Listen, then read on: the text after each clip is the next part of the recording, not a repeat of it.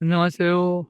오감옥은 보안 쪽이기 때문에 보안 쪽은 몇 번 보기만 하면 외워지는 경우예요. 외워지는 경우라서 한번 문제를 풀어보시고 그 외워야 되는 게 더 힘든 상황이라면 그러면 1, 2과목도 외운단 말이에요. 1, 2과목도 외우는데 1, 2과목 나중에 풀어보면 알겠지만 그게 이해돼서 외우는 상황은 아닌 경우가 좀 있어요. 그래서 저는 5과목을 잡는 게 더 안정적이지 않을까 싶어서 그래서 추천을 좀 하고 있는 중입니다. 한번 가볼게요. 정보보안 3대 요소 CIA라고 되어 있는데 이 CIA는 얘기를 안 할 거예요. 아마 시험 문제에서는 제가 이제 여기다 표시해 놓긴 했는데 정보보안의 3대 요소 또는 4대 요소 이렇게 얘기를 하게 됩니다. 네, 3대 요소는 기밀성, 무결성, 가용성. 기밀성은 비밀성이라고도 해요. 기밀, 무결, 가용성을 CIA. 그래서 미국의 CIA 애들 있잖아요. 들어온 애들. 그것처럼 그냥 CIA로 외우는 경우도 있고요. 여기서 포인트는 인가된 사용자만 정보에 접근해서 어, 정보가 이게 불법적인 접근이나 유출을 방지하는 게 기밀성이에요. 비밀성. 근데 무결성은 뭐냐면 인가된 사용자라면 데이터를 변조되지 않은 상태로 접근할 수 있어야 된다. 그래서 위변조에 해당하는 거를 주요 위협 요소로 보고 정보가 변조되지 않은 상태를 무결성이라고 하는 거고 가용성은 언제든지 인가된 사용자면 해당 정보에 접근할 수 있어야 한다. 뭐 이런 내용이에요. 이게 문제로 나올 때 여기다가 좀 넣긴 했는데 인가된 사용자만 또는 비인가자 차단, 특히나 정보 유출 방지라고 하는 게 나오면 정보 유출 방지라고 하는 게 나오면 그러면 기밀성이에요. 그러니까 딱 볼 때 비밀성, 기밀성 이렇게 외우는 게 좋거든요. 근데 인가된 사용자만인 거고 무결성은 변조되지 않아야 한다. 가용성은 언제든지 사용할 수 있어야 한다. 그래서 사람들이 이 문제를 풀 때 기밀성인지 무결성인지 보안 쪽 시험에서는 조금 더 까다롭게 시험 문제 내는 편입니다. 그러니까 그거를 좀 확인하시고 무결성, 기밀성에 해당되는 내용이 구분될 때 인가된 사용자만 정보 유출 방지가 기밀성이고 위변조, 정보가 변조되지 않는 성질, 그러면 무결성이고 언제든지 해당되는 데이터에 오류 없이 그 장애 없이 접근할 수 있어야 한다가 가용성 되겠습니다. 이 가용성이 오시언티케이션이라고 해야 되나요?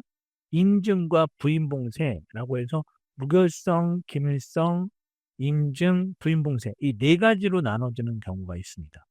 얘는 그래서 지금은 그냥 정보보안의 3대 요소 그럴 때 기밀, 무결, 가용성이라고 보시면 되고 부인봉쇄는 부인하지 못하도록 하는 것들 기밀성, 무결성, 가용성 같이 봐두시고요. 82번에 요거 같은 경우에 또 뭐가 있냐면 네트워크 공격 기법인데 왜냐하면 위조가 나왔어요. 위조. 위변조가 나오면 스푸핑.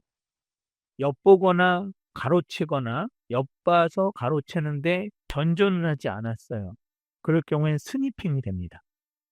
스니핑은 엿보기 또는 엿본 상태로 가로채기는 했다라고 하지만 변조시키지는 않았다. 변조까지 들어가게 되면 스푸핑이 되는 거고요. 랜섬웨어는 말 그대로 인질이 잡히는 거죠. 해당되는 파일을 그쪽에서 암호를 걸어가지고 암호를 풀 수가 없으면 해당되는 파일들이 안 열려요. 근데 우리가 일반적으로 바이러스 그러면 실행 파일에 들어가는 거 생각하잖아요. 랜섬웨어 걸리게 되면 뭐 워드 파일이든 텍스트 파일이든 온통 다 모든 파일이 다 걸려버려요. 그래서 열어볼 수가 없어요. 내가 아예 실행 파일이 그 감염이 됐으면 제거하고 다시 프로그램을 까놓으면 되잖아요. 근데 데이터 파일을 암호를 걸어버려가지고 풀 수 없게끔 만드는 거죠. 아주 악질이죠, 그죠? 트로이 목마 같은 경우에는 숨어 들어간 위장, 백도어, 뒷문 해가지고 트로이 목마 뭔지 아시죠, 그죠? 사람을 그 안에 숨겨가지고 들어갔다가 저녁 때 몰래 나와가지고 문 열어줘가지고 했다라고 하는 그런 거, 그런 것처럼 트로이 목마 바이러스나 트로이 목마 공격 기법이 있는 거예요. 근데 얘네들보다 오히려 스니핑이냐 스포핑이냐를 봐야 돼. 그래서 위조, 변조, 뭔가 행위가 그 속이는 거를 진행하게 됐다 그러면 스포핑이고 그냥 지나가는 내용을 슬쩍 봤어요. 그냥 스니핑이 돼요. 그러니까 패킷의 흐름을 패킷이 지나가는 거를 내용을 보고 그걸 뜯어봤더니 패스워드가 보였다. 그러면 스니핑인 거고 패스워드를 탈취하기 위해서 맥 어드레스를 내 걸로 바꿔놨다. 그러면 스푸핑이 되는 거예요. 그러니까 요거 네.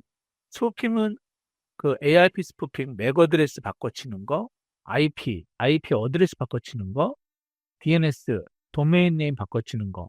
그렇게 중간자 공격이라고 하는 거거든요. 다른 말로는 이제 중간자 공격 그 뭐더라? MITM인가? 그렇게 해서 중간자 공격이라고 하는 게 또 나올 수 있습니다. 별도로 그냥 랜섬웨어나 트로이 목마 이렇게 받으시면 되겠고 그리고 보햄 나오잖아요. 제가 어제도 보햄 나오면 B 다음에 C 코코모로 가라고 하는 거하고 LOC 나와도 LOC C니까 코코모 가라고 얘기하고 있습니다. 푸트남은 슬림이고요. 슬림.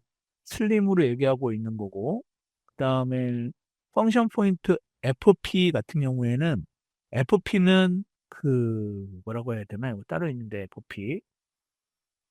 알브레이트 굳이 외우지 않아도 되고, 소프트웨어 뭐 어쩌고 나올 거예요.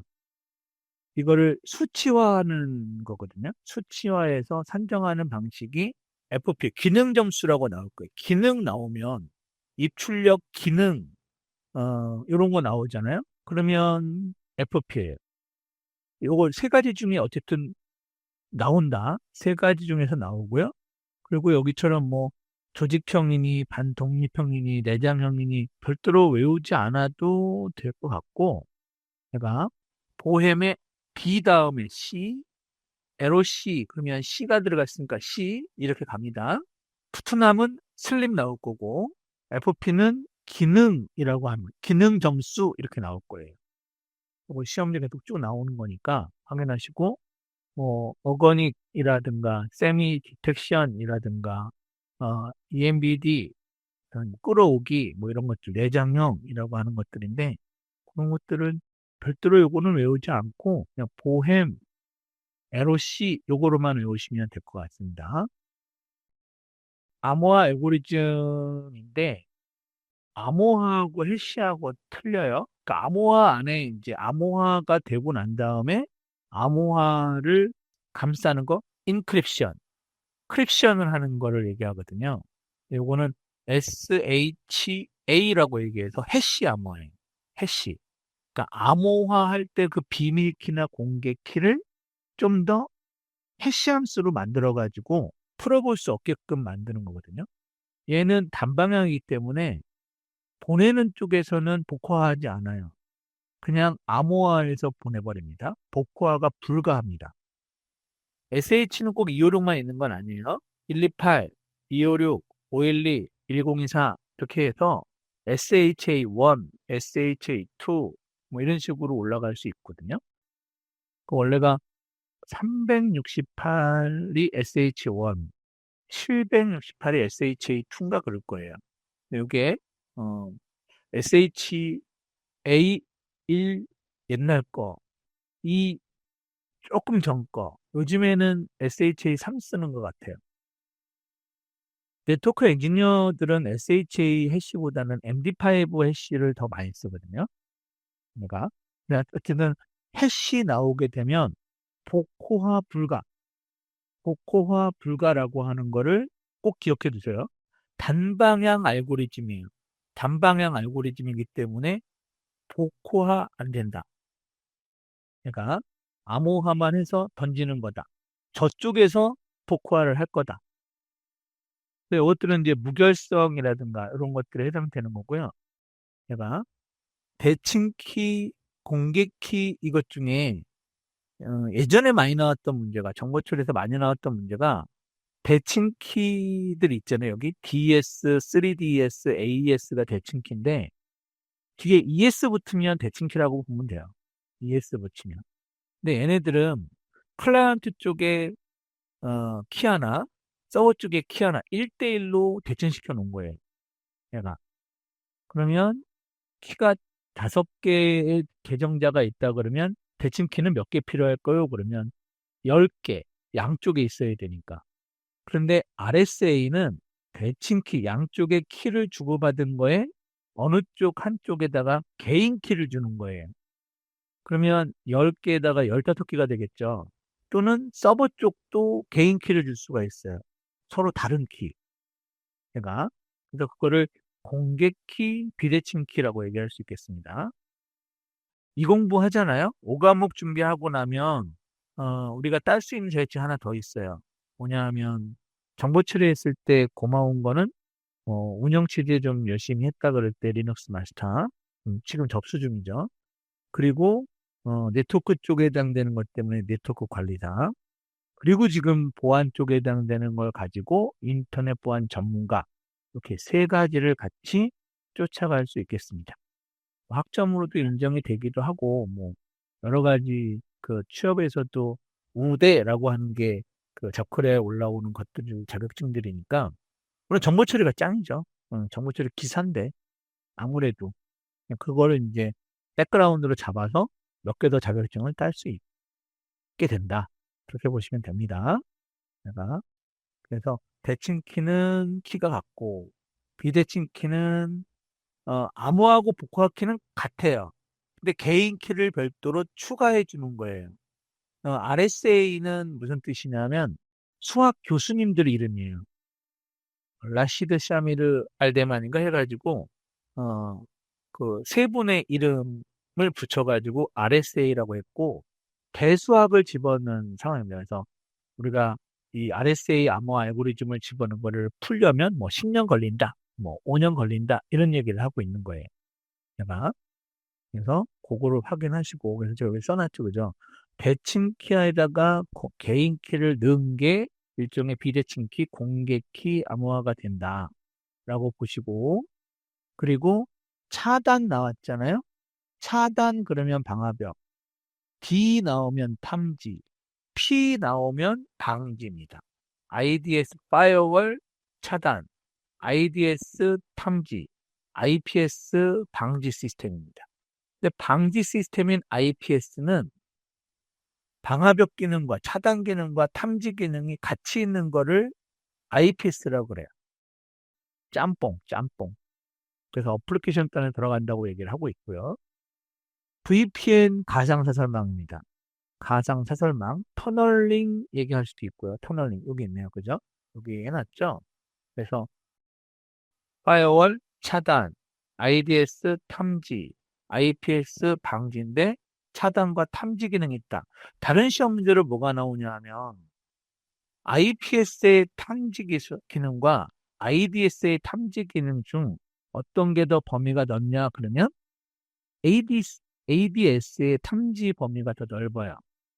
IPS는 IDS를 거쳐 넘어온 거에 대해서 다시 한번 정상 탐지에 의해서 넘어왔다. 그럼 정상 탐지인데도 문제가 있는지 없는지 어떤 경우가 있냐 그러면 근무 시간 외에 시스템 접근을 한다 그러면 시스템 접근은 정상적으로 들어왔을 건데 근데 제한된 시간 이외에 사용을 하고 있는 거를 확인하였다 그러면 그거를 탐지하는 게 IPS라고 보시면 됩니다.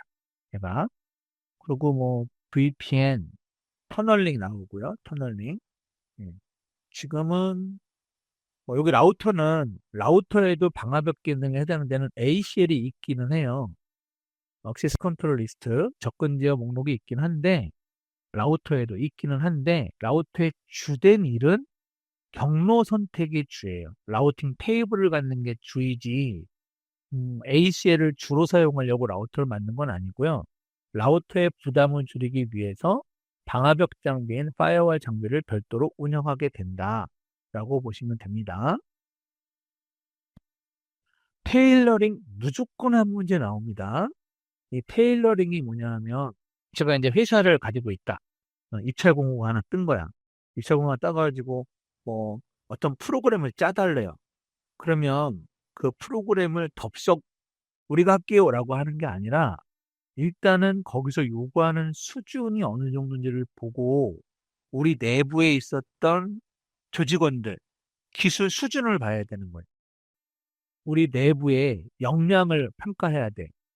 왜냐하면 우리 내부의 수준 이상일 경우에는 시간이 되게 많이 들게끔, 그러니까 긴 코딩을 할 수밖에 없게 된다는 거지. 실력이 있으면, 그러니까 우리 직원들의 역량이 좀 높다. 그러면 라인 수가 적게 프로그래밍을 할 수 있는데, 역량이 적으면 그만큼 코딩 라인이 더 길어질 거라고 하는 거예요. 그래서 테일러링 그러면 이거는 우리 내부 조직의 역량이라든가 아니면 그 가용할 수 있는 어떤 자원 이런 거를 얘기하게 됩니다. 그러니까 테일러링 그러면 무조건 우리 조직원들의 기술 수준, 뭐 숙련도 그런 것들을 위주고 내부적인 거고 외부적인 요인들, 국제 표준이라든가 법적, 그리고 발주사의 가이드라인 이런 것들은 외부적인 기준이 되는 거예요. 얘가. 그래서 기술 수준 나온다 그러면 바로 테일러링 무조건 문제 나옵니다. 그리고 내부적 기준이라고 아예 딱 찍어주지 않아요. 요거는 이렇게 밑줄 이렇게 걷어야 되는데 빼놨네요. 네, 내부적 기준이라고 주면 뭐 바로 나오지 뭐. 그러니까 그래서 여기 보면 내부적 기준과 외부적 기준이 있는데 일반적으로 테일러링 같은 경우에는 내부적 기준으로 봐야 된다. 이고요. 클라우드는 시스템적으로 봤을 때 우리 회사 내에 두는 게 아니라 IDC 센터에다가 집어넣고 클라우딩을 한다고 보거나 아니면 하나의 우리 회사의 시스템이 있는데 그 시스템의 자원을 가상적으로 나눠 쓰거나 이런 것들을 클라우드 컴퓨팅이라고 하거든요. 여러 가지가 있어. 클라우드 컴퓨팅은 클라우드 컴퓨팅 기술 중이라고 얘기한 거고 그때 서버나 스토리지 등에 대한 자원을 나눠 쓰거나 또는 리소스 분리를 해서 효율적으로 사용하겠다거나 이러면 가상화가 되는 거예요. 버추얼라이제이션 이렇게 되잖아요. 그래서 가상화, VM, 버처머신, VM 같은 것들 여기 있죠. 그때 하이퍼바이저라고 하는 기술, 확장을 하는데 가상머신 기법으로 확장을 해요. 그러니까 기존에 있었던 서버가 100기가였다.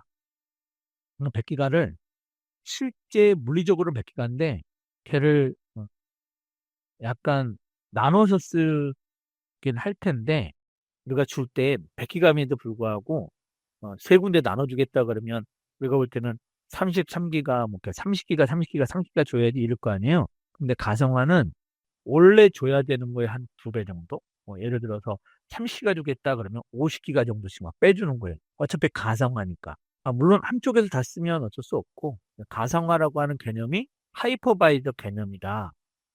얘가 다른 거 없이 클라우드 컴퓨팅이 중요한 게 아니라 서버나 스토리지의 자원을 효율적으로 관리하는 기법, 극대화하는 기법을 우리가 가상화라고 얘기하는 거예요.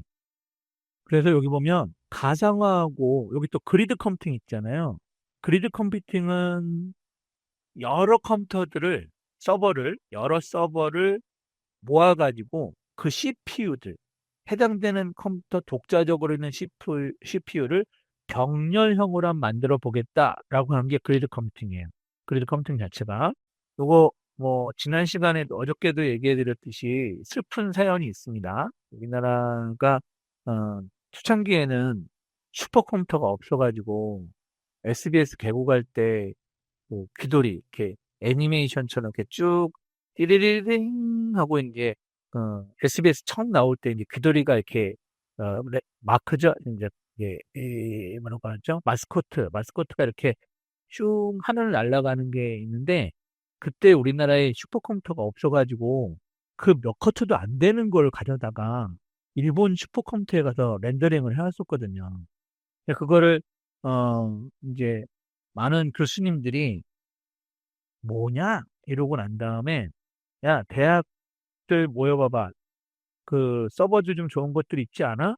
걔네들을 묶어가지고 우리 그리드 컴퓨팅 한번 해보자 해서 병력 컴퓨터로 성공했다라고 하는 게 있었어요. 얘가. 근데 사실은 쉽지는 않는데 그런 걸 가지고 지리적으로 분산된 컴퓨터들을 네트워크로 연결해서 컴퓨터 그 물량 싸움을 한 거지. 네, 그걸 우리 그리드 컴퓨팅이라고 해요. 이 그리드 컴퓨팅을 어, 클라우드라고 얘기하진 않습니다. 조금 좀 애매한데 클라우드라고 얘기하기는 좀 그렇고 그리고 하이퍼바이저 가상머신 개념도 아니에요. 얘는 조금 다릅니다. 얘가 그 다음에 유비쿼터스는 센서 네트워크고 그 유비쿼터스 자체가 anyway, anytime, anygate 언제 어디서나 뭐 누구에게나 뭐 애니콜 옛날에 그 삼성인가 그 애니콜 핸드폰 전화할 때 anytime, anyway, anygate라고 하는 생각을 해본 거야. 일종의 네트워크의 유토피아적 발상? 우리 터미네이터 마지막 거 보게 되면 제네시스 나오는 그런 세상을 꿈꿨던 게 유비쿼터스예요. 센서 네트워크. 여러분들 지금 그 교통카드 들고 다니면서 띡띡띡띡 이렇게 긁지 않고 그 근처에만 딱 갖다 대면 띡띡띡이 나오잖아요. 그런 게 센서 네트워크 유비쿼터스예요. 그게 요즘에는 이제 IoT로 전환이 된 상황이고 블록체인은 아직까지는 은행이 블록체인을 쓰지는 않는데 그 집중 방식으로 은행은 처리를 하고 있는 상황인데 블록체인을 하게 되면 한 페이지 넘길 때 난국령 이러면서 두 페이지 넘겼을 때 난국령 뒤에 또 다른 사람이 또 하나 써서 해당되는 데이터가 누적될 때마다 족보가 붙는 거예요. 계속. 다음 그 블록으로 체인을 걸어갖고 넘기는 방식이 블록체인 방식입니다. 이것도 시험 문제 제가 왜 얘기하냐면 그리드 컴퓨팅이 답이 되는 적은 없는데 블록체인은 답이 되는 경우가 굉장히 많아요. 내가 나중에 풀어보면.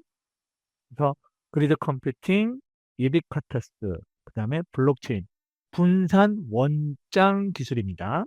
어, 기본적으로 은행이 집중 원장 기술이었다면 우리가 이제 데이터에 대해서 위변조를 방지하는 기술로 분산 원장 기술이라고 하는 거가 핫한 개념으로 올라오기 시작했다. 네, 아직까지는 은행이 안 쓰는 것 같아요. 근데 은행에다가 블록체인으로 해라 하는 것 같거든요. 하거든요. 이거 별도의 영역이에요. 블록체인. 자, 그다음에 고가용성 나오잖아요. 고가용성 나오면 로드 밸런스도 고가용성 할 수 있고요. 내가 하드웨어 성능을 높이는 걸 고가용성이라 그래요. 내가. 근데 얘가 키워드가 아니라 장애가 발생했을 때 중단되지 않도록 하는 기술인 거예요. 근데 로드 밸런스, 이거 좀 그림 좀 그려드릴게요. 로드 밸런싱은, 로드 밸런싱은 부하 분산 기술이에요. 부하 분산 기술. 이게 라우터거든요. 다시 라우터로 나갈 거예요.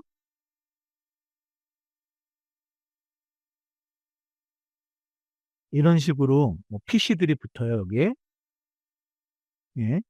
스위치를 거쳐서 얘도 이렇게 나오고 또다시 스위치를 또 거치게 해요.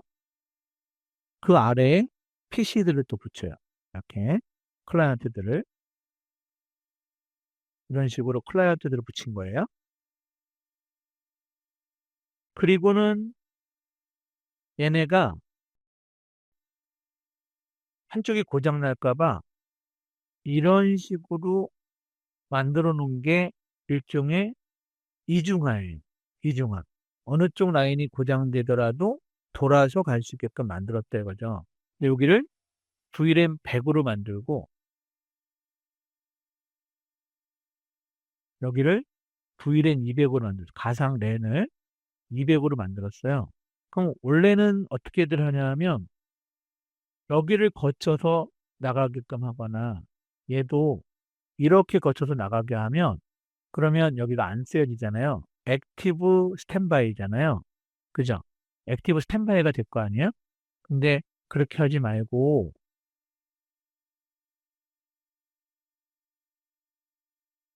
이렇게 가자는 거지. 얘네는 여기로 가죠? 이렇게. 그러면 100하고 200하고 나눴으니까 얘도 액티브, 얘도 액티브가 되잖아요. 그죠? 어. 그러다가 얘가 안 된다 그러면 그제서야 이쪽으로 이중화된 쪽으로 오게끔. 여기 셧이 되면 스탠드바이였던 게 액티브가 되게끔. 이쪽도 마찬가지로 여기가 안 되기 시작했거나 그러면 이쪽에서 스탠드바이였던 게 액티브로 되게끔. 요거를 우리가 로드 밸런싱이라고 하는 거예요. 부하 분산.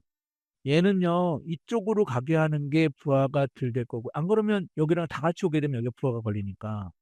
그게 로드 밸런싱이고요. 부하 분산. 부하 분산이 로드 밸런스고, 페이로버는 어떠냐 하면, 페이로버는 좀 다른 게, 액티브 스탠바이 상태 맞습니다. 얘도. 액티브 스탠바이가 맞는데, 여기에다가 이렇게, 얘가 다운이 되자마자, 여기에서 통신하고 있었던 내용을 이쪽으로 훅 넘겨요. 그러면 얘네들은 이렇게 우회해서 갈 수 있게끔. 얘가 페이로버예요. 페이로버. 자, 중단을 무중단 형식으로 만들어서 보내는 방식이 페이로버 기능입니다. 페이로버. 그러니까 그래서 액티브 스탠드바이 뭐 장애가 발생했을 때 우회되도록 즉시 서비스를 중단되지 않도록 그런 걸 우리가 페이로버라고 얘기하는 거예요. 페이로버. 로드 밸런싱은 부하 분산. 두 가지를 구분할 수 있으시면 되고요. 밀러링은 백업하는 거예요. 미러링은 하드디스크 하나가 저장이 될 때 또 다른 하드디스크에 그 내용 그대로 이중으로 저장되게끔 하는 게 밀러링.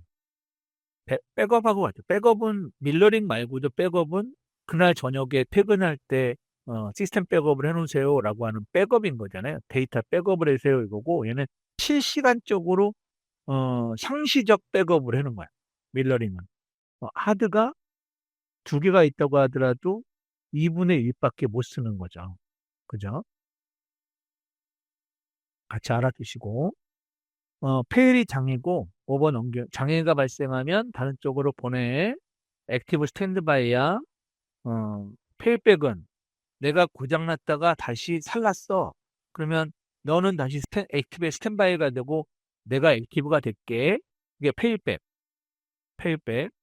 근데 저는 이제 주로 제가 강의하거나 이런 내용이 액티브 앤 액티브 그 페이로버를 실질적으로 구현하는 수업을 하는 게 제가 하는 수업인데 제가 액티브 앤 액티브 컨텍스트를 돌리는 방법으로 쓰는데요. 이중화에 해당하는 내용을 그러니까 이중화 페이로버 이중화 액티브 앤 액티브 그래서 제 얘기가 왜냐하면 여기서 액티브 앤 스탠바이만 나오는 게 아니라 액티브 앤 액티브로 얘기할 수도 있다는 거예요. 그러니까 액티브 앤 스탠바이만이 아니라 액티브 앤 액티브로 얘기할 수도 있다. 페이로버하고 하여간 로드 밸런싱하고 구분을 하여야 한다. 그리고 소프트웨어 생명주기 SDLC라고 한 이 부분 있잖아요. 생명주기가 나오면 뭐 폭포스 모델에서부터 시작을 하거든요. 나선형이라는 게 나왔다. 나선형 그러면 위험 분석이 추가된 거예요. 위험 분석. 위험을 줄이려면 위협 요인을 줄여야 돼. 위협. 위협 요인을 줄이면 위험도 주는 거예요. 그래서 위험 분석을 먼저 하게끔 한 거. 창명 주기에서 분석하고 나면, 분석 단계가 끝나고 나면, 그 설계 단계가 끝나고 나면 위험 분석부터 먼저 하는 거. 위험 분석서부터. 뭐라고 얘기해야 위험 분석을 할 거냐라고 할 때, 제가 어저께 극단적으로 얘기를 했는데, 집에 아이가 태어났어. 근데 아이가 기어다니기 시작해. 그러면 제일 먼저 신경 써야 되는 게 위협 요인을 제거해야 되잖아요. 애가 지나다니면서 막 쑤시고 다닐 거란 말이지. 그러면 제일 문제가 되는 게 멀티탭. 그냥 막 바닥에 있잖아요. 막 쑤시고 다니면 안 되잖아. 그래서 위험 분석을 하는 거야. 위험한 것들이 있나? 그러면 위협적인 것들. 캡을 다 씌워야 되는 거죠. 그죠? 캡을. 그리고 또 거의 대부분 콘센트가 벽에 있는 콘센트가 한 우리로 본다면 어른으로 본다면 무릎쯤에 있단 말이에요. 애들 또 그 아장아장 걸어 다닐 때 또 문제가 될 거 아니에요. 그래서 거기도 캡을 씌워야 되는 거예요. 이게 그렇게 설계를 하고 난 다음에 제일 먼저 이거 위험 분석부터 먼저 해야 되겠는데 라고 한 게 나선형이에요. 나선형 뺑글뺑글 돌리면서 위험 분석부터 먼저 하자라고 한 내용이 나선형 모형입니다. 계획, 위험, 그 다음에 개발, 그리고 고객 평가. 이렇게 가는 거거든요. 여기도 보햄 나오기는 해요. 보햄 나오기는 하는데, 코코모 말이에요. 코코모. 코코모에 해당되는 게 일종의 나선형의 가장 대표적인 내용이 될 거다라고 보시면 되겠습니다. 이거. 그리고 여기 접근 통제 나오면 딱 보면 AC, AC, AC, AC 이렇게 다 나오잖아요. AC가 억시스 컨트롤이니까 접근 제어란 말이에요. 그런데 여기서 객체에 부여된 객체, 주체, 인가 이런 거 나오잖아요. 그러면 딱 봤을 때 객체에 부여된 보안 능력과 주체의 보안 취급 인가를 비교해서 접근을 통제하는 건데 누가 할 거냐? 어떻게 할 거냐라고 할 때 권한자가 그 권한을 다 통째로 쓰는 거예요. 통째로. 통째로 쓰는 거. 우리 호텔로 얘기한다 그러면 마스터키 갖고 있는 사람들. 강제적 접근 통제라고 합니다. 중앙관리자가 모든 접근 통제 권한을 가지도록 하는 건데, 우리 보안 쪽에서는 절대 이렇게 할 수 없게끔 만들어요. 한 사람이 모든 권한을 갖게 하지 않겠다라고 하는 게 보안 쪽에서 관리하는 어떤 기술이거든요. 근데 이런 강제적 접근 통제라고 하는 게 객체, 주체, 뭐 인가 이런 거 나오게 되면 MAC가 되고요. 역할 기반 좋습니다. 역할 기반. 우리 쪽에서는 역할 기반 좋아요. 보안성이 높거든요. 역할 기반을 하게 되면. 예, 매우 높다고 하는데 그거는 그 시스템 관리자가 결정하는 내용이고 임의적은 소유자가, 강제적은 관리자가, 그다음에 역할 기반은 주체가, 롤이라고 하는 거, 이게 그걸로 알고 계시면 될 것 같습니다. 어쨌든 MAC가 출제 빈도는 많아요. 출제 빈도는 높은데 DAC 그렇고 특히나 RBAC도 곧잘 나오니까 한 놈만 잡던지 맥만 잡던지 그러니까 등급 나오면 무조건 맥, 직무 나오면 RBAC 그리고 물리적이라고 할 때 출입 통제 보초 세우는 거잖아요. 경비 아저씨 세우는 거 물리적이죠. CCTV 물리적이잖아요. 그랬더니 누가 하자고 소화 설비가 보안이에요? 화재로부터의 보안 대책이죠. 보안이라고 하는 거는 보호를 하기 위해서 하는 행위를 보안이라 그래요. 그러니까 화재로부터 데이터를 보호해야 되겠다. 그러면 전산실내 소화 설비를 구축해야 되는데 물 뿌려 전산실에 물 뿌리면 되겠어요? 안 되죠. 그래서 이산화탄소 이런 것들을 뿌려내야 되거든요. 그래서 소환 설비도 일종의 물리적인 거고요. 방화벽, 차단, 탐지, 그리고 여기 소프트웨어가 있으니까 물리적하고 완전히 대응되죠, 그죠? 그리고 얘는 기술적 보안이에요. 여기가 중요합니다. 여기 일반적으로 물리적, 기술적, 관리적 보안으로 얘기하게 되고 정보 처리하는 사람들은 물론 소프트웨어 개발자로 간다 그러면 모르겠지만 거의 대부분 제가 알기로는 정보 처리 자격증 딴다고 해서 소프트웨어 개발자로 가기보다 거의 대부분 관리직으로 많이 가는 경우고요.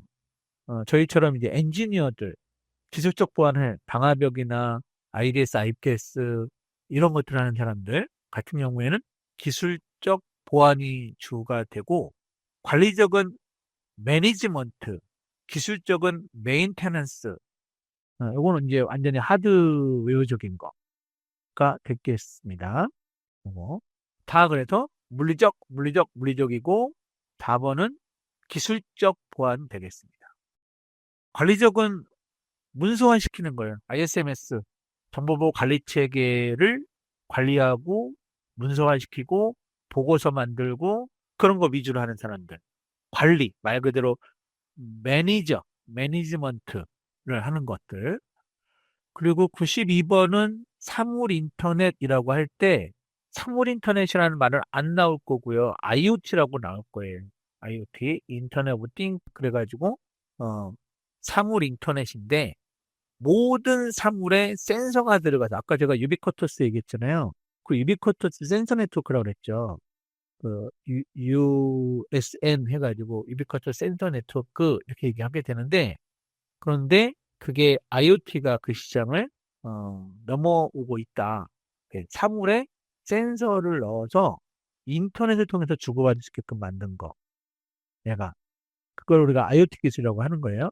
우리가 에어컨 리모컨 있고, TV 리모컨 있고, 공기청정기 리모컨 있고, 리모컨, 선풍기 리모컨, 뭐 리모컨이 열나 많아요. 그거를 핸드폰으로 한 번에 통제하고 싶다. 그러면 통제 기술은 IoT 기술로 들어가야지만 된다는 거지. 각각의 사물들이 인터넷으로 연결되게 되면 핸드폰이 어디에 있던, 지역이 어디에 있던 관리가 가능하다. 그런 홈 오토메이션, 팩토리 오토메이션 이런 것들을 IoT라고 얘기해요. IoT. 시장이 되게 커지죠, 그죠? 그래서 팩토리 오토메이션이나 팜 오토메이션, 뭐 가정 자동화는 또 둘째 치더라도 돈이 될 만한 데가 이제 공장 자동화, 그다음에 농업 자동화 이런 것들이 된단 말이에요. 예, IoT 기술에 의해서. 그래서 어, 사물 인터넷 그러면 다 알기 때문에 IoT라고 얘기를 할 거다. IoT. 센서, 커넥티비티. 근데 그 연결은 인터넷으로 연결을 하고 지능화, 인텔리전스. 그래서 인터넷으로 연결했는데 센서를 다룰 수 있게끔 리모컨이 가능하게끔 이런 게 그 IoT예요. IoT. IoT가 보면 클라우드 컴퓨팅 나오죠. 서비스적인 요소에서. 그리고 빅데이터. 근데 IoT가 데이터가 굉장히 많나요? IoT 데이터는 0 아니면 1일 거라고요. 0 또는 1일 거라는 거야.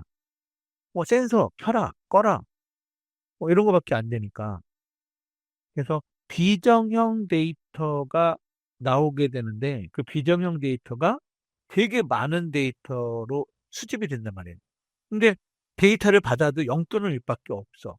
그리고 요즘의 빅데이터는 비정형 데이터를 얼마나 빠르게 연산 수행을 해내느냐라고 하는 데 있어요.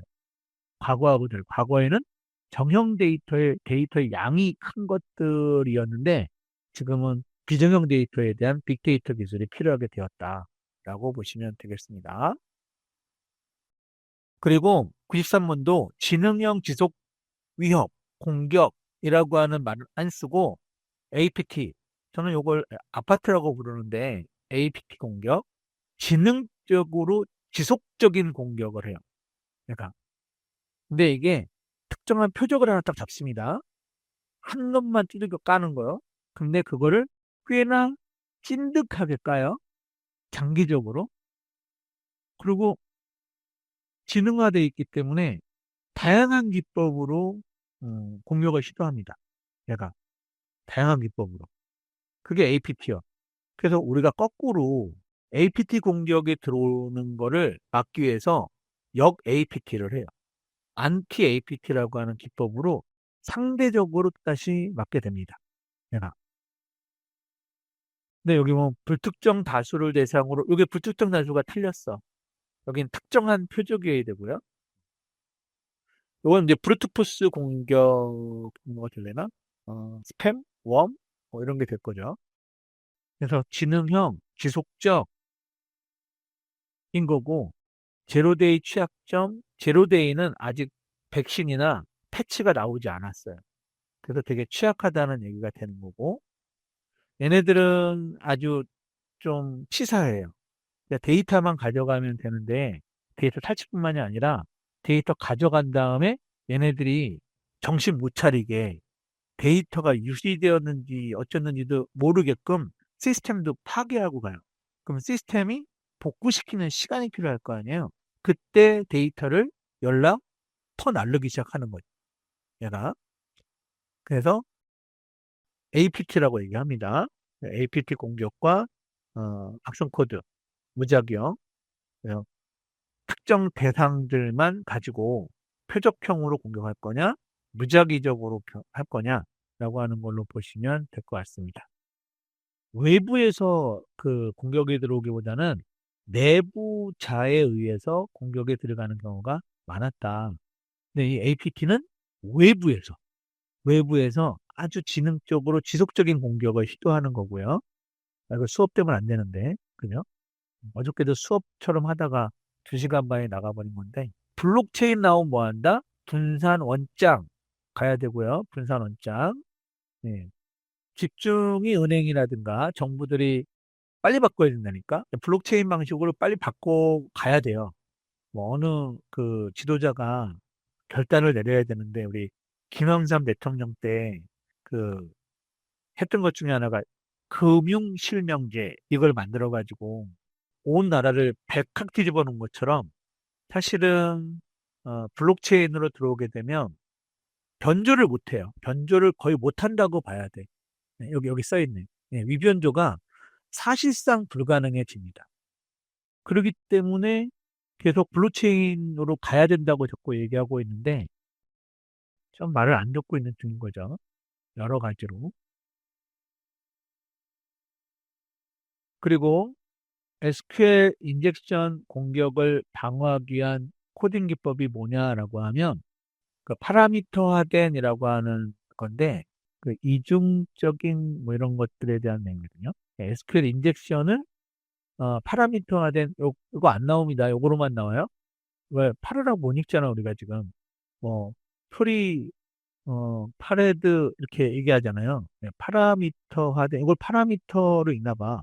파라 어떻게 읽나 봐요, 이걸. 트리트먼트, 이제 상태지 않습니까?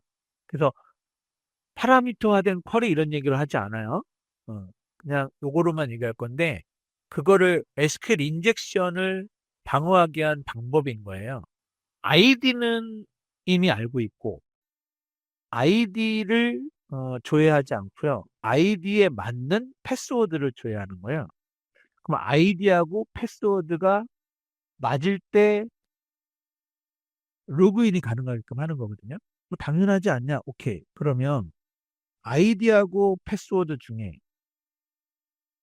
아이디는 안다고 했으니까 이메일에 내는 걸 보고, 패스워드에다가 OR을 쓰게 되면, OR가 뭐죠? 논리적으로 둘 중에 하나만 참이어도 참이 되는 상황이잖아요.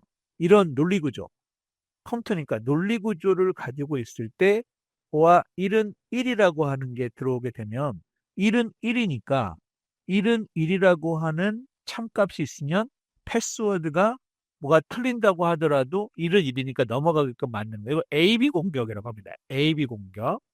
코드하고 데이터를 분리시키는 거. 아예 이런 게 되지 않게끔 파라 시킨다고. 파라 시켜가지고 두 개의 조건으로 이렇게 코드하고 데이터를 완전 분리시키는 방법으로 파라미터화된 쿼리 이렇게 얘기하는 거예요.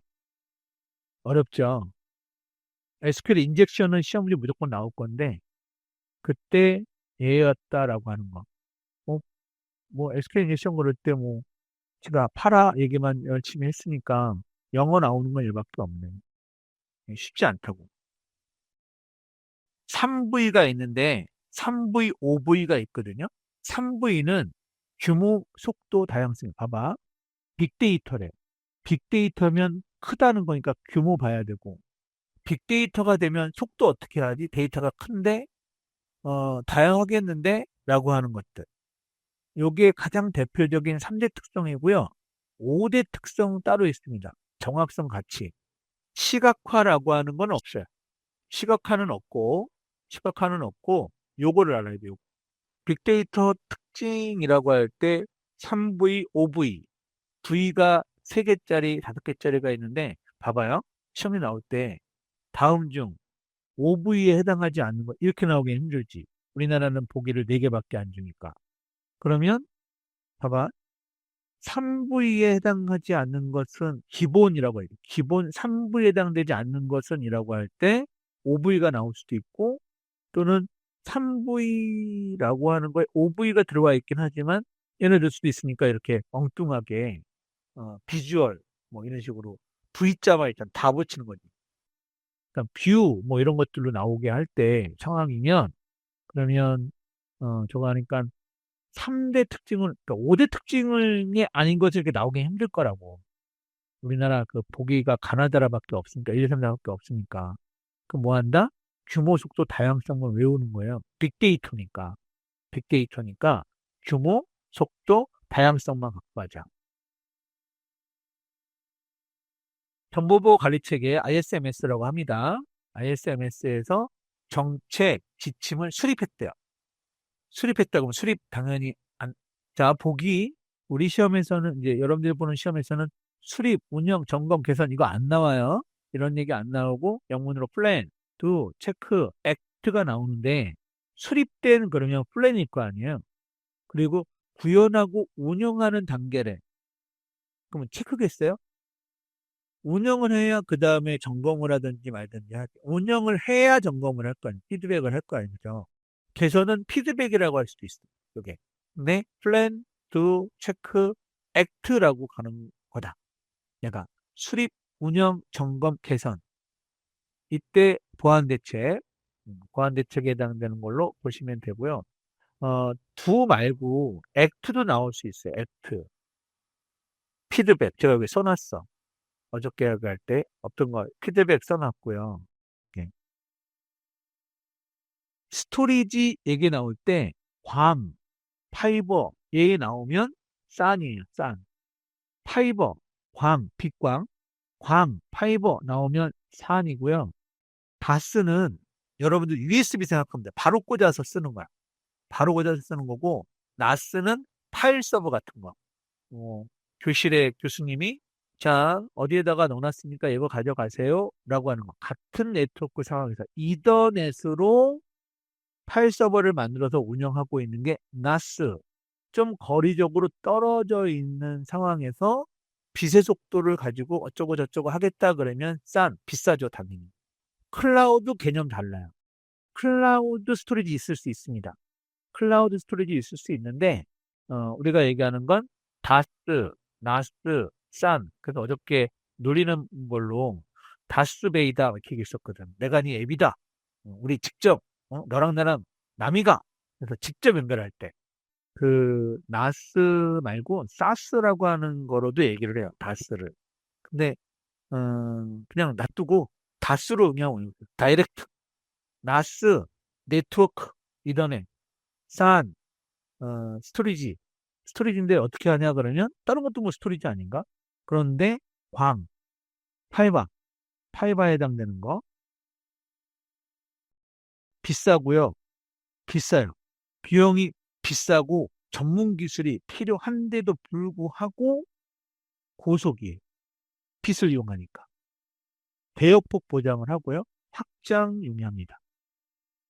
나스가 가장, 이게 낮은 비용이라고 했을 때, 다스가 어떻게 보면 가장 저렴하죠. 근데, 싼에 비해서는 훨씬 더 저렴할 거다라고 하는 거지. 저 같은 경우에도 교실 그 강의장에 가게 되면 제일 먼저 하는 게 파일 서버 잡거든요. 남아도는 게 컴퓨터인데 뭐 감이 싫어하는, 그죠? 안 쓰는 컴퓨터에다가 파일 넣어놓고, 수업 원활하게 하기 위해서. 어디더라? 그, 제가 요즘에 다른, 이제, 대학에 가서 강의를 하는데 거기는 윈도우 12를 깔아놔가지고, 그것도 홈 버전을 깔아놨는데, 공유가 안 돼요. 그래서 구글 드라이브 열어가지고, 내려받게 하고 막, 이런 상황이거든요. 피드백을 전해주기가 너무 힘들어. 카톡하고 막 이래야 되는 상황인 거지. 하다못해, 나스, 싼, 싼까지는 바라지도 않지만, 나스, 대학인데 나스를 못 쓰게 하는 게 말이 되나 싶더라고. 좀 안타까운 부분이 있습니다. 보안 때문에 그렇대요. 왜 그렇게 대학들이 보안에 신경 쓰냐고? 공인 IP를 냅다 컴퓨터에다가 다 박아놨으니까, 그 중국 애들이, 우리나라 대학 시스템 따고 들어와가지고 쩌다고 하는데, 신경 하나도 안 써도 되는 게, 강의실에 있는 컴퓨터 뒤지는 거예요. 그 보안관 프로에서 그 다음날 또다시 리커버리 되는데. 네. 다 쓸데없는 얘기입니다. 근데 공인 IP를 써서 그래요. 자, 리눅스 문제 나왔을 때 부팅 메시지 안 나, 메시지 여기 있으니까 안 나오지 당연히. 부팅 또는 전반적인 시스템 로그가 저장되는 인식정 하드웨어 또는 부팅 하드웨어 인식 정보 등이라고 할 땐 로그 다 있잖아요. VAR 로그 따로 외워야 돼요. VAR 로그 따로 외워두고 요거는 전반적인 그러면 메시지에 들어가고요. 시큐어는 로그 기록, 접근 로그 그 루트로 로그한 거. 그러니까 누구 계정자가 로그한 로그 기록, 로그한 날짜, 페일이 걸린 날짜 이런 것들 확인하는 거고 메일 로그는 당연히 메일 적을 거고 여기에 넣어놨습니다. 여기에 요거 이렇게 넣어놨어요. 여기에다가 리눅스 문제는 그냥 시큐어 여기서 좀 좋은 거는 메시지보다도 시큐어 좋아요. 시큐어 쪽이 더 낫습니다. 오히려 한다 그러면 로그인 기록이나 수도 사용한 기록이나 루트가 외부에서 로그인을 했는지 내부에서 로그인을 했는지 이런 것들 볼 때 시큐어예요. 기능 점수 안 나오고요. FP라고 나올 거예요. FP. FP 나오면 그 되겠지만 아닌 거잖아요. 그러니까 FP 자체가 기능 중심이기 때문에 얘 인원수하고 FP하고는 일단 맞지 않는다. 기능의 양을 기준으로 한다. 그래서 이걸 여기 있네. 코코모나 푸티남으로 외워주시고 네 그렇게 하나 가고요. 그 다음 거 가겠습니다. 공개키 틀린 거.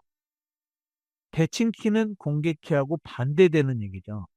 근데 얘가 뭐라고 하냐면 대칭키 암호화 방식에 비해서 암호화 및 복화 처리 속도가 빠르다. 아이고야. 대칭키는 양쪽의 키만 있으면 되고 공개키는 개인 키를 하나 더 추가한다 그랬죠. 그러니까 느릴 수밖에 없지. 얘가 복화할 때. 그리고 또 하나 제가 얘기한 게 대칭키 입구로 복화 키인데 해시라고 하는 게 또 들어왔네요. 해시 암호화 알고리즘을 적용하게 될 때는 암호화 키만 던지는 거지. 복화 키는 어디에 있다? 상대에 있다. 그러니까 암호화 키, 복화 키가 서로 다르기도 하고 개인 키를 추가시키기도 한다. 빠르고 느리고 DS, AS, SED하고 아리아는 우리나라 거예요. 우리나라 거. 아리아가 미국에 있는 오페라 아리아가 아니라 아리랑 할 때 아리아로 가는 것 같아. 그래서 SED나 아리아는 우리나라 거고요. 우리나라 게 좋다 나쁘다가 아니라 표준을 쓰게 되겠죠. 국제 표준은. AS, DS. 그다음에 아까 얘기했듯이 수학 교수님들 라시드 샤멜 알데만이라고 하는 요 교수님들 이름을 써가지고 RSA라고 이름을 딱 보면 미국 사람 이름이 아니라 아랍권 분들의 이름인 것처럼 보이는데 어쨌든 간에 뭐 디파이맨도 나오고 많죠, 그죠? 그래서 RSA에 해당되는 것들은 공개키 방식이다. 공개키. 디플레이먼이 MD5 아마 알고리즘 사용하고 있거든요. 이게 뜻이 배수학, 소인수분해, 타원 곡선의 인테그랄, 무한대에서부터 마이너스 무한대까지 시그마 어쩌고 저쩌고 해가지고 수학적으로 되게 어렵게 수학 2-를 넘어선 그런 식으로 해놨기 때문에 복구화하는데도 시간이 많이 걸려요. 자, 다음 설명에서 속인다, 니조 나왔다 그러면 뭐라고? 스포핑, 스포핑. 스니핑은 엿보다, 가로채다, 뭐 이런 것들이고. 음. 스니핑, 엿듣다, 가로챈다, 스푸핑, 속인다, 파밍. 파밍 옛날 얘기인데, 가짜 사이트를 만들어가지고, 가짜, 요즘도 이거 뭐, 우리 결혼해요. 내가 청첩장 딱 돌렸는데, 그거 누르자마자, 이제, 빠져나가고 뭐 이런 거 있잖아요. 예, 그럴 때, 요, 사이트를 유도해가지고 나가고 뭐 이런 것들이거든요, 파밍. 그 파밍이 스포핑이 된 거고, 피싱이 스니핑이 됐다고 보시면 돼요. 제가. 아까 얘기했던 거니까 넘깁니다. 보햄 나왔다 그러면 어떻게 한다고? 에롯이 나왔다 그러면 어떻게 한다고요? 코커머. 바로 아까 했던 거니까 또 넘깁니다.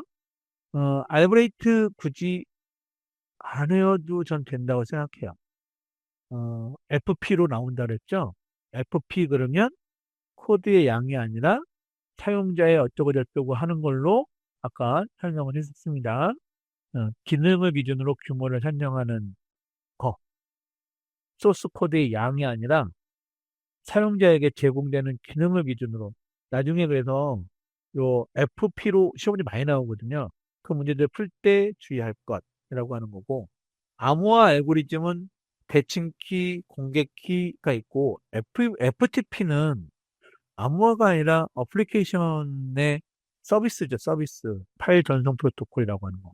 그거 나오지 않았고요. 여기 써놓으려고 했던 거 있고 아까 했던 것들 네, 내용 있으니까 한번 받으시고 차단 나왔어요. 차단. 차단 나오면 방화벽. 탐지 나오면 IDS. 방지 나오면 IPS. 그렇게 가시는 게 좋겠습니다. 그거 외에 라우터 경로 탐색, 브릿지 연결, 다리, 리피터 증폭. 근데 증폭이라고는 얘기하지 않거든요. 앰프가 아니고 얘는 시그널을, 디지털 시그널을 유지하는 거예요. 그냥. 유지하도록 해놓은 게 리피터가 됩니다. 각각의 장비에 계층 같이 알고 있으면 좋겠다. 계층. 그래서 방화벽이라고 하는 걸 할 때 방화벽은 3계층에서 4계층이고 라우터는 3계층, 브릿지 2계층, 리피터는 1계층이다. 라고 하는 걸로 하는데 증폭이라고 하면 좀 곤란해요. 이거 안 돼. 확실한 게 안 돼. 그냥 넘기세요. 그냥 그 정도로 알아두기만 해도 되는데 약간 이제 신경이 쓰여서 그렇지. 그쵸? 요거를 알고 있어야 돼요.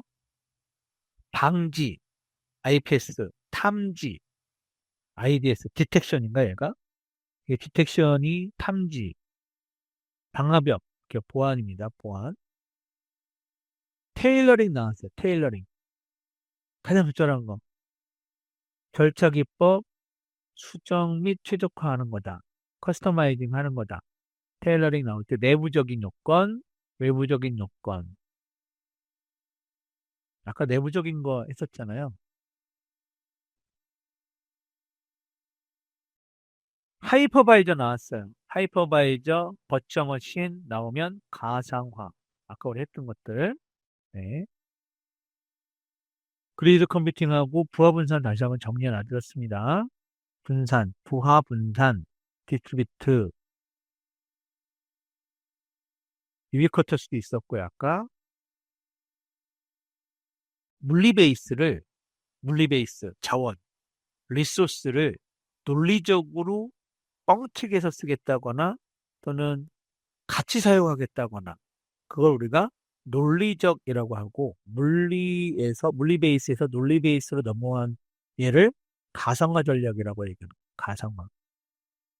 그래서 아이아스, 파스, 플랫폼, 그리고 다스, 소프트웨어. 나중에 나올 거예요.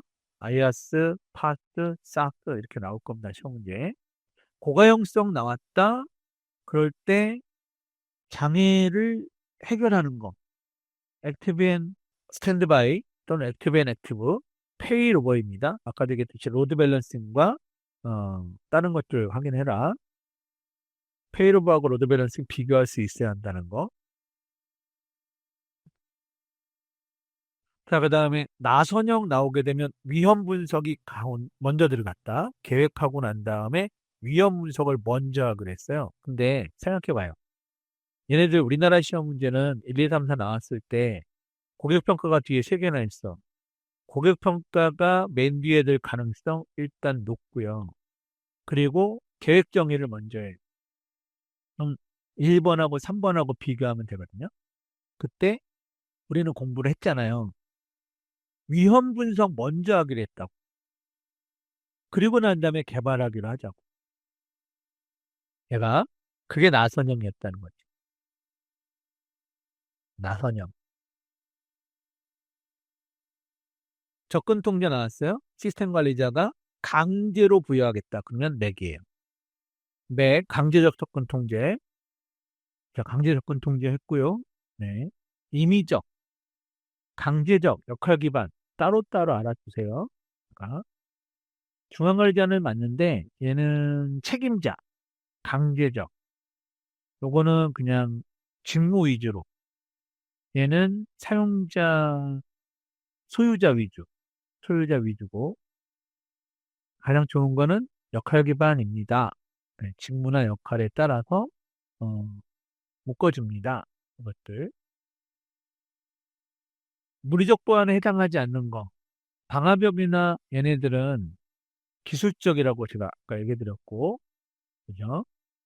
그리고 사물의 센서 또는 여기 IoT가 나오니까 사물의 센서 나오면 끝났고, 이게 인터넷 나오게 해도 벌써 끝났죠. 그죠? 이거 안 나옵니다. 인터넷 오브 띵스가 안 나와요. 자, 그 다음에 표적, 장기간 지속적 하면 APT, 지능형 이거 안 나와요. 그리고 여기도 풀어준 거 안 나옵니다. 근데 APT, 디도스 이런 것만 나와요. 디도스는 좀비 PC 나오면 디도스, 서비스 거부 공격이에요. 도스가 서비스 거부 공격이요. 그거를 D가 하나 더 붙였으니까 분산 서비스 거부 공격이에요. 분산 서비스 거부 공격이면 분산된 상태로 공격이 왁자지껄 들어오는 거예요. 일시에 엄청난 대군단을 만들어서 일시에 총공격을 시도해가지고 해당되는 시스템의 자원을 고갈시키게 만드는 게 디도스입니다. 실제 디도스는 서비스를 중단시킬 뿐 시스템을 파괴하거나 이런 거는 안 해요. 원래가. 그냥 트래픽만 톡주시킬 뿐이에요. 예. 블록체인 나왔습니다. 중앙 집중형이 아니라 분산형이라고 했죠. 그죠? 블록체인은 분산 원장이에요. 탈중앙화. 여기 나와 있습니다. 이거 한번 보시고. SQL문을, 이게 SQL이 아니라, 이걸 뭐라고 나올 거냐면, 쿼리 구문이라고 나올 거야. 쿼리 구문 나오게 되면 SQL 인젝션이에요. 무조건. 쿼리 구문 이렇게 나오게 되면 SQL 인젝션이다. 그거 외에 크로스사이트 스크립트 공격이나 CSRF하고 크로스하고 이 XSS하고 CSRF하고 비교할 수 있어야 돼. 구분할 수 있어야 돼. XSS는 사용자 브라우저에서 진행하는 거고 CSRF는 서버에서 동작되는 거예요. 하여간 크로스사이트 스크립트 공격, CSRF 비교해 놓을 것. 여기 설명 따로 하니까 이거 좀 보시고. 버퍼 오버플로우. 버퍼 오버플로우는 메모리를 가득 채워버려가지고 시스템에 오히려 마비시키려고 하려고 버퍼 오버플로우를 처음에 하다가 어떻게 알아냈냐 하면 운영체제가 부팅이 될 때, 얘를, 메모리를 좀 가득 채웠어. 그랬더니 딱 다른 것들 못 올라가고, 그러니까 보안에 해당되는 게 올라가야 될 거 아니야? 그게 아니라 그냥 부팅만 딱 되고 만 거야. 어라? 봐라. 그러고 난 다음에 32비트 운영체제가 어느 정도의 메모리를 쓰는지 확인한 다음에 AAAAAAA를 계속 넣어요. 계속 메모리가 풀 날 정도로 넣었다가 딱 운영체제의 기본적인 도스, 커맨드 컴이 딱 올라갈 때의 용량만 딱 놔둬버려. 그러면 권한 획득이 됩니다. 제가.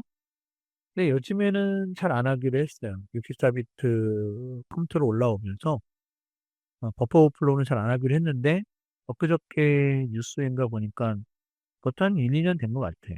64비트도 버퍼 오버플로우로 까였습니다. 라고 하는 게 올라왔는데 예전에 32비트 운영 체제의 버퍼 오버플로우 실제 저도 공격을 해봤는데 요즘에는 좀 안 하는 것 같아요. 버퍼 오버플로우 공격은. 요 가치는 어디에 있었죠? OV에 있었죠. OV. OV에 있었습니다. 이런 식으로 나온다 보니까 얘가 그게 뭐만 알아두나? 규모, 속도, 다양성 요것만 알아두면 그러면 되지 않겠니? 3대 특징. 그다음에 플랜 투 체크 액트 요거 매번 나왔던 거니까 넘깁니다. 광, 파이버, 산 바로 외워졌죠, 그죠? 아니요, 아직 못 외웠는데요. 몰라. 외우셔야 돼. 근데 또 얘기하지만 공부하는 게 아니라 외울 거 천지구만. 5과목 안 되게 5과목 안 되는 게 아니라요. 1, 2과목 나중에 한번 봐봐요. 1, 2과목 외우는 게 편한지 5과목에 나오는 광, 산 이걸 외우는 게 더 나은지 얘가 어떤 게 더 나은지 비교해 보시면 제가 얘기한 거 무슨 뜻인지 아시게 될 거예요. 자, 그 다음에 아까처럼 로그자 안 나오고 접속 기록이라고 하거나 접속 기록 파일에 대한 내용이 저장되는 디렉토리가 뭐예요? 저장되는 디렉토리가 뭐예요? 그러면 접속 기록 저장되는 이라고 하면 아까 VAR의 로그에 secure 이거 있었잖아요. VAR 로그가 맞아요. VAR 로그에는 메일, FTP 뭐 등등등도 다 여기에 남아요. 여기에. 아까 있었던 거 메시지, 오스더로그, secure, 그다음에 시스로그, 시스템, D 메시지, 부팅, W템프, U템프가 있길래 여기다 쭉 넣어드리긴 했는데 얘네가 다 알고 있어야 됩니다. 리눅스의 디렉토리를. 근데 제가 여기다가 B템프도 하나 넣어드렸어. 시험 문제 정보치 나올지는 모르겠는데 인터넷 보안 전문가나 이런 다른 보안 쪽 시험을 볼 때는 항상 나오는 거라서 리눅스 마스터 마찬가지고. 그래서 U템프, W템프 말고 실패한 기록만 따로 모아놓는 게 B템프. 그 라스트 B 또는 라스트 명령만 하게 되면 더블 템프 나오는 거고요. 라스트 B를 주게 되면 B템프가 나와요. 그래서 나름대로 좀 정리를 좀 해봐 드렸습니다. 여기다가. 근데 얘는 어, 이거부터 먼저 하세요. 이거부터. 자, FP 나왔습니다. FP 나왔는데 저도 잘 아예 못 외웠어요. 이거 다. 그나마 FP가 기능 점수라는 거 정도만 알아. 이게. 요 정도 외워가고 있는 중입니다. 마지막 20문제 들어가 보도록 하겠습니다. 첫 바다에 테일러링 나왔어요. 발주사의 예산 절감하고 우리가 관계가 뭐요? 테일러링 내부적으로 한다는데. 그죠? 이거는 발주사에 대한 내용은 외부적 요인 되겠죠. 외부적 요인 되겠죠. 그죠? 고객 요구사항. 우리는 내부 조직원의 수준, 기술력, 이런 것들을 먼저 봐야 된다니까. 얘가.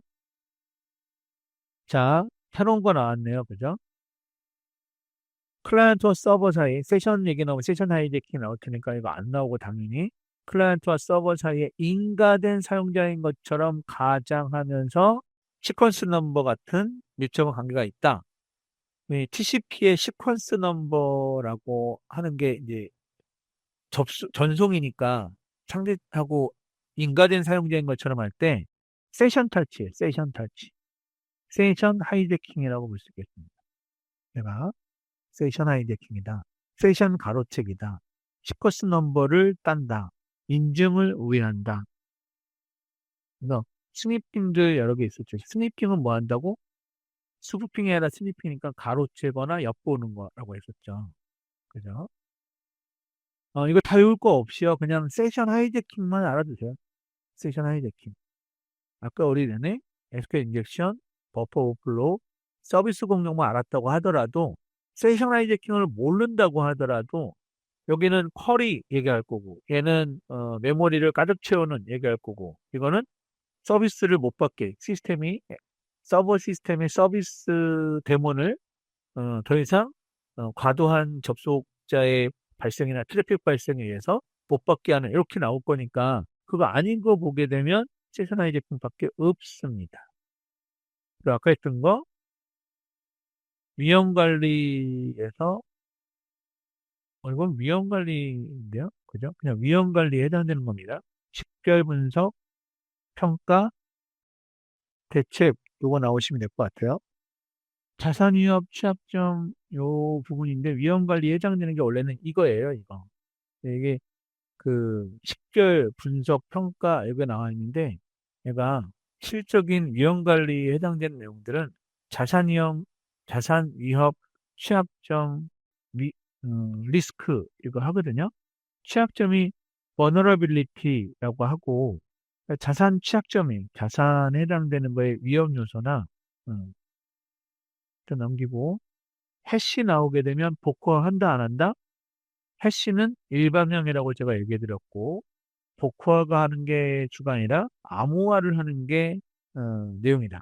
복구화는 저쪽 끝에서 할 거다. 끝에서 일방향성, 복구화 불가, 역방향 계산 불가능하도록 만들었다.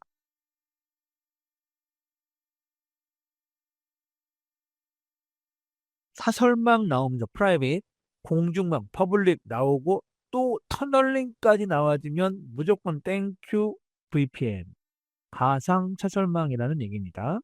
터널링이라고 해서 실제 회선을 성립하진 않고 별도의 IP 어드레스를 별도로 만들어서 동일 네트워크인 것처럼 쓰게끔 만드는 거예요.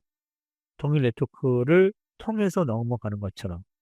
그래서 터널이 실제 라인이 구성되어 있지 않은데 터널 뚫어놓은 것처럼 쓰게끔 했다 그래갖고 터널링이고요.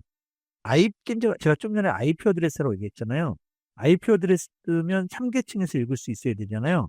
그런데 3계층에서 못 읽게 만드는 게 터널 IP예요. 4계층에서만 읽을 수 있습니다. 4계층에서만. 터널링에서의 기법은 IP 시크리트, SSL 이런 것들이 되고 내용 볼 수 없게끔 거기에 터널을 통과할 때 데이터를 암호화한다. 얘가 그랬더니 그 큰 데이터를 다 암호화한다고요? 아니 그러진 않고요. 모든 데이터를 암호화한다기보다는 헤더들에 대해서 암호화한다고 하는 게 맞고 IP 시크리트가 있으니까 근데 암호화가 굉장히 많아 여기서 이 VPN을 제가 직접 VPN도 제가 수업을 하는 사람인데 근데 이땐 너무 걱정들이 많은 나머지 있는 보안 없는 보안을 다 갖다 집어넣는 게 VPN이에요. 암호화도 그 대칭키 썼다가 대칭키도 못 믿겠으니까 공개키. 그럼 공개키 쓰면 되잖아. 근데 공개키를 하면서도 불구하고 대칭키도 하고 디퍼하면 또 걸고 거기에 암호화를 하고 캡슐레이션 주고 그러니까 암호화라고 하는 건 이제 그 크립션이라고 하거든요. 인크립션. 인크립션에다가 캡슐레이션까지 줘버려요. 5만 가지 있는 대로 다 갖다 집어넣게 됩니다. VPN이. 그래서 요즘 VPN 그러고 있는 거예요. VLAN, 가상 랜입니다. 가상 랜, IDS 탐지, NAC는 네트워크 액세스 컨트롤. 이것도 다른 시험에서는 되게 많이 나온 것 중에 하나거든요. NAC가 네트워크 액세스 컨트롤.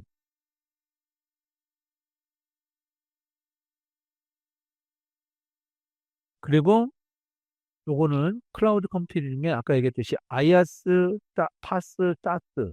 네, 플랫폼 나오잖아요. 플랫폼이 여기 P로 보이잖아. 플랫폼으로. 그러지 않고 OS, 미드웨어, 런타임 해가지고 인프라 구축 없이 개발에만 이라고 할 때 파스예요. 인프라 나오면 아이아스거든요. 아이아스. 사스는 소프트웨어예요. 근데 요거를 좀 보시라고 제가 둔 거고 4번은 자체가 없어요. 이런 말은. 카스 어디는 뭐 다수도 말지만 데이터베이스 애저 서비스 해가지고 뭐 하던데 그냥 아직까지는 그냥 우리가 아이아스, 파스, 사스 이렇게 보시면 되겠습니다.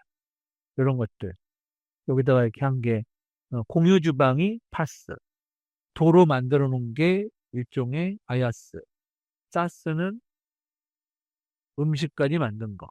뭐 이런 개념이라고 해놓은 거야. 근데 서버, 스토리지, 특히나 네트워크, 이게 아이아스. 그래, 아이아스 갖고 들어와서 그럼 거기다가 미드웨어 구성하지. 운영실에 깔아놔봐.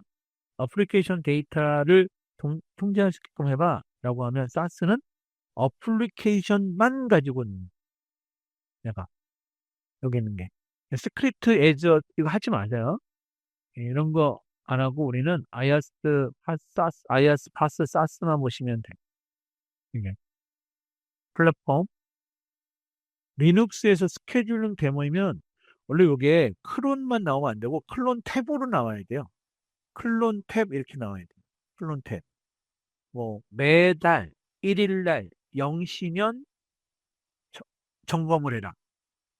또 백업을 해라. 이런 것들. 매주 수요일 10시에 라고 한다거나 2시간마다 한 번씩 또는 10시간마다 한 번씩 이렇게 하는 것들을 클론 탭에서 정의할 수 있어요.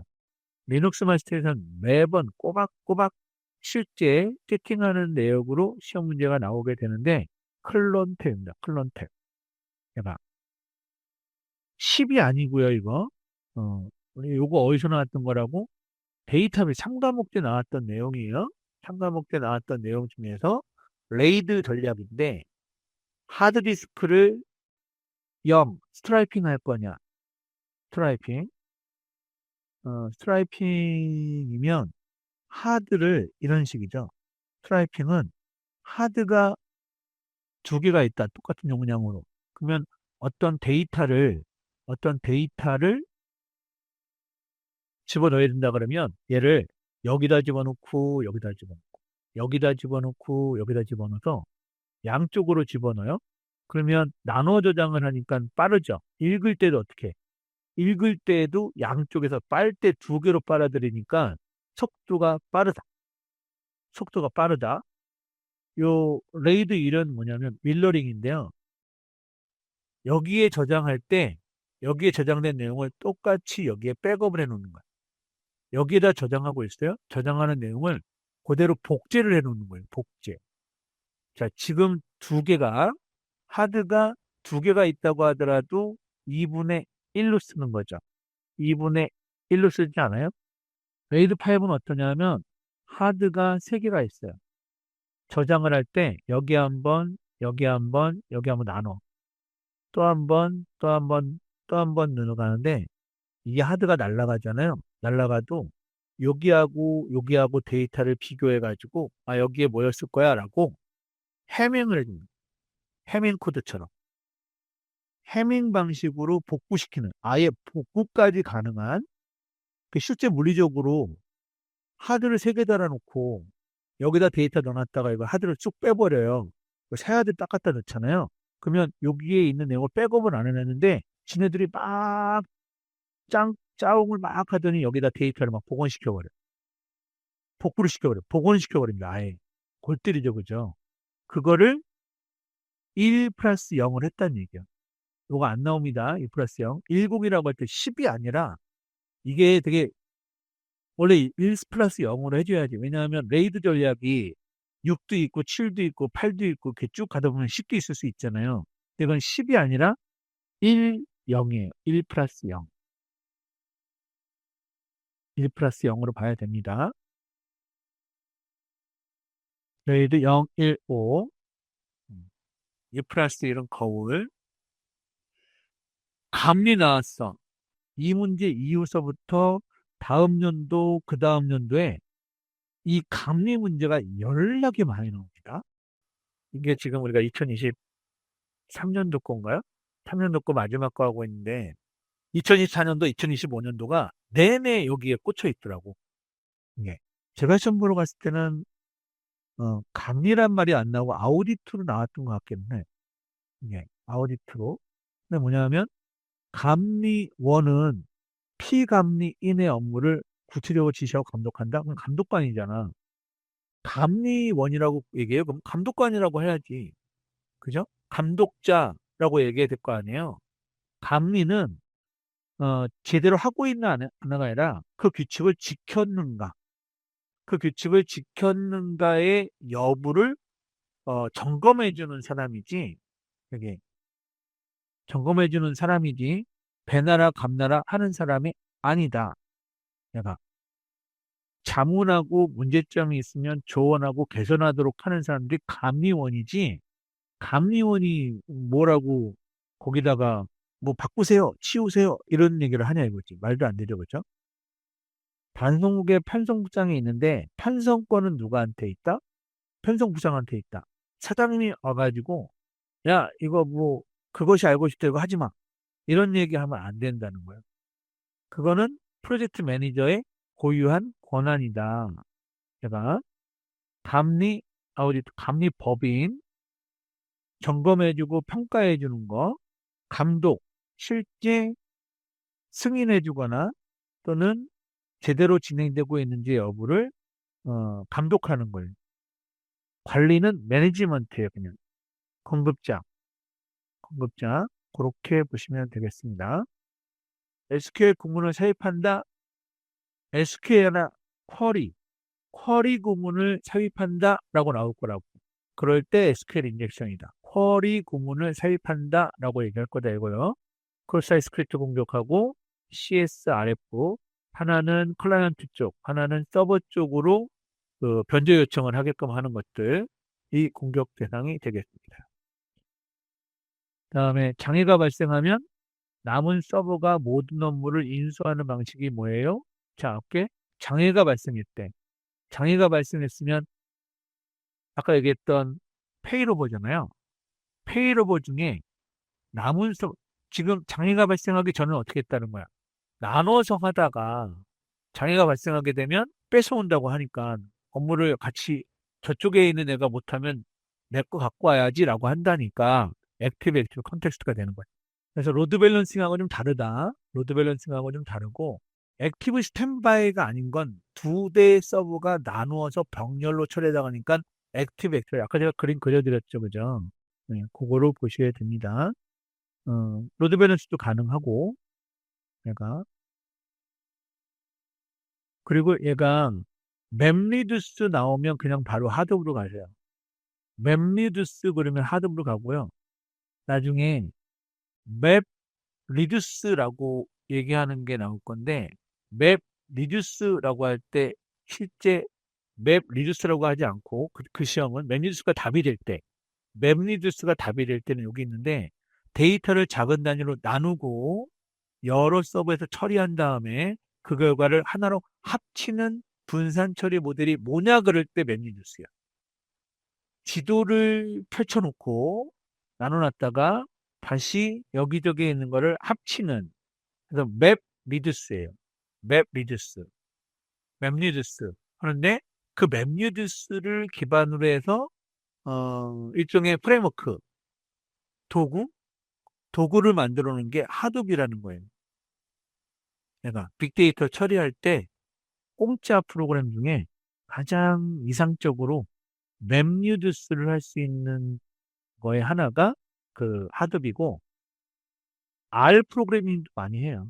빅데이터 처리할 때 R 프로그래밍이라고 해서 수치적인 내용들의 통계학이라고 하는 것들을 할 때 그럴 때 R 프로그램 많이 하고요. 하둡, R 한 두 개만 알아두면 될 것 같아.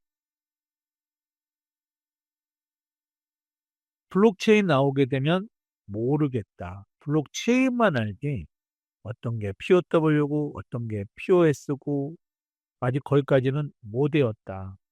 왜냐하면 이런 것들이 안 나와요.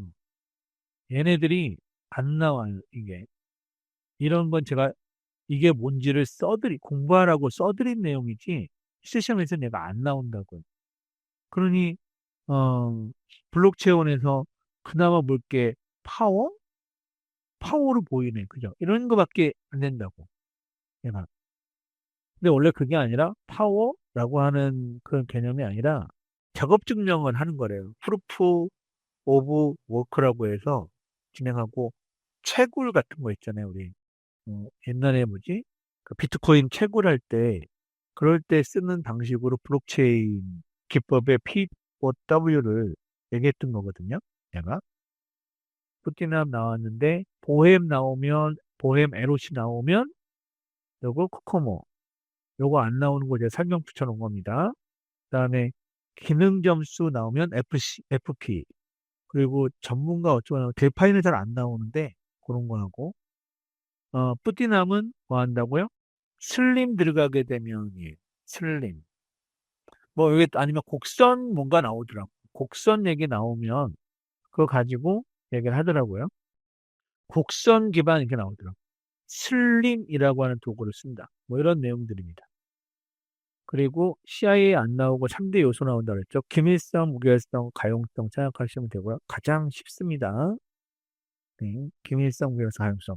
대신에 3대 요소를 물어보니까 쉽지. 인가된 사용자만 그러면 기밀성, 변조되지 않았다고 무결성, 언제든지 서비스를 이용할 수 있다 그러면 가용성. 그것 때문에 위험은 어떤 게 있냐 했더니 스니핑, 데이터 삭제, 디도스 공격, 여기에서 가용성이 안 된다는 거잖아요. 그러려면 어떻게 방어 기술을 하니? 그러면 기밀성은 비밀성 유지를 위해서 아무하나 조건 제어를 하고, 무결성은 해시 함수를 써거나 전자서명을 해서 데이터의 변조가 이루어지지 않도록 하고, 가용성은 이중하나 백업을 해서 중단되지 않도록 하는 거가 되겠다라고 하는 거예요. 마이크로소프트가 나왔으니까 MS가 들어가긴 하는데 마이크로소프트가 나올지 안 나올지 모르잖아요. 여기에 여기 CQ SDLC에서 SDL 들어간 거예요, 그냥. 얘가 CQ SDLC에서 MS 다 필요 없고 SDLC에 SDL이 들어간 거예요. 얘가 SDL이 MS SDL 다른 건 잘 안 나오더라고요. 의외로. 우리 쪽, 그, 보안 쪽에서는 OWASP 많이 나오거든요. 근데, 여기는 희한하게 MS, SDL만 시험 문제 죽자고 나오더라고요. 얘네가. 다른 거 잘 안 나오고. 최장 경로를 산출한대요. 상호 의존 관계를 네트워크로 표현하고, 최장 경로를 산출한다고 하는데, 얘가 CPM이래요. CPM. 최장 경로, 임계 경로. 라고 하는 걸로 CPM. 뭐로 가져가야 되는지 싶어가지고, 그냥 저는 어떻게 했냐면, 일정 관리, 도구 중 프로젝트, 그러길래, 관리면 매니지먼트 들어갈 거고, 그죠? 그 다음에 일정이면, 스케줄, 또는 카렌다, 뭐 이런 게 생각한 거고, 프로젝트 들어가지 않을까 싶어서 여기는 했는데, 실제 들어가보면 크리티컬 패스 메소드라고 되어 있는 거지, 매니지먼트가 되어 있거나 이러지는 않는다. 그냥 그 자기 합리화만 했을 뿐이다. 원래는 임계경로법이라고 해서 이런 내용들이 어때요?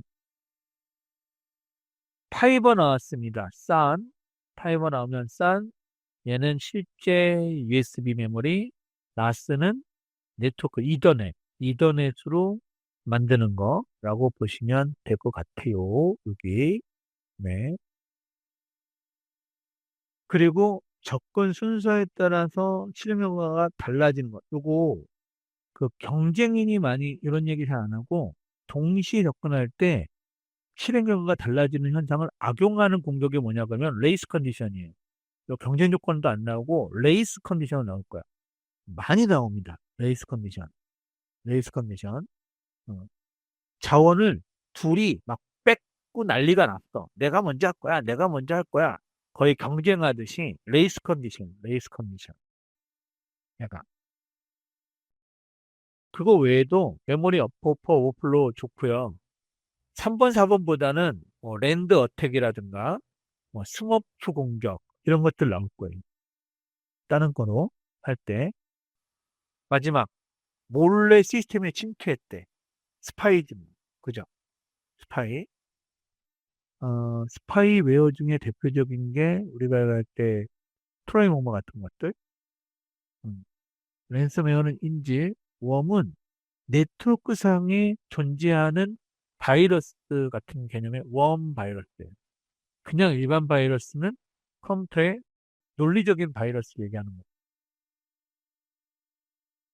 이 스파이웨어 같은 건 이제 뭐 애드웨어, 광고만 여러 개 나오는 거라든가.